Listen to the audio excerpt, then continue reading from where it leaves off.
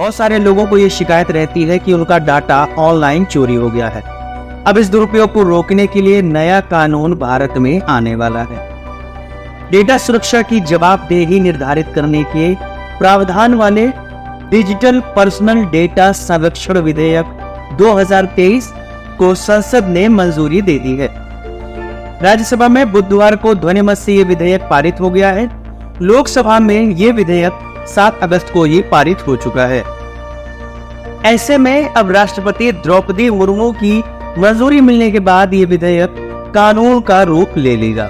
संचार एवं सूचना प्रौद्योगिकी मंत्री अश्विनी वैष्णव ने कहा कि बीते 9 साल में प्रधानमंत्री नरेंद्र मोदी ने डिजिटल माध्यम से आवश्यक सेवाओं को घर घर पहुंचाया है और इसकी पूरी दुनिया में चर्चा है। उन्होंने कहा कि डिजिटल लेन देन का महत्व सभी ने देखा है और ये हमारे जीवन की जरूरत बन गया है। ऐसे में डिजिटल डेटा की सुरक्षा अत्यंत महत्वपूर्ण है, जिसे देखते हुए इस विधेयक को लाया गया है। उन्होंने कहा कि इस विधेयक में डेटा सुरक्षा के लिए समुचित प्रावधान किए गए हैं। उन्होंने कहा कि जो भी डेटा लिया जाएगा उसका कानून के अनुसार निर्दिष्ट काम के लिए निश्चित उपयोग किया जाएगा। उपयोग करने के बाद डेटा को डिलीट करना होगा। डेटा को निजी रखने के लिए समस्त उपाय किए जाएंगे तथा डेटा लेने वाले की जिम्मेदारी होगी कि वो कानून के अनुसार डेटा की सुरक्षा भी करेगा।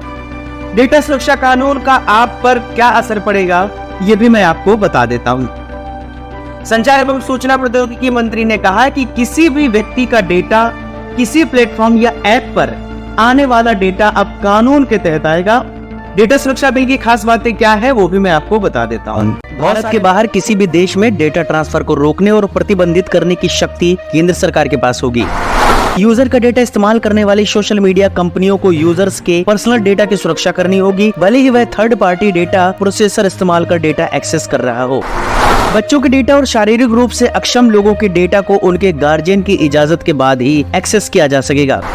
डेटा उल्लंघन या डेटा चोरी के मामले में कंपनियों को डेटा प्रोटेक्शन बोर्ड और यूजर्स को इसकी जानकारी देनी होगी। बोर्ड के फैसलों के खिलाफ अपील की सुनवाई दूरसंचार विवाद निपटान और अपीलीय न्यायाधिकरण में की जाएगी। बोर्ड कंपनियों की जांच कर सकता है और उनके बही खातों तथा डॉक्यूमेंट्स की जांच भी कर सकता है। डेटा प्रोटेक्शन बिल गहरी छानबीन के बाद सोशल मीडिया फर्म्स पर जुर्माना भी लगा सकता है। अगर कोई कंपनी इस कानून का 2 बार से ज्यादा उल्लंघन करती है तो कंपनी की किसी मध्यस्थ तक पहुंच को ब्लॉक किया जा सकता है। सोशल मीडिया कंपनियों को डेटा सुरक्षा अधिकारी नियुक्त करना होगा और यूजर्स को इसकी जानकारी भी देनी होगी।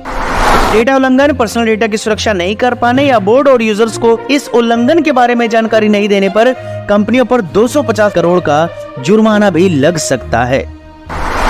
डेटा प्रोटेक्शन बिल को लेकर आपका क्या कहना है, हमें कमेंट बॉक्स में जरूर बताएं।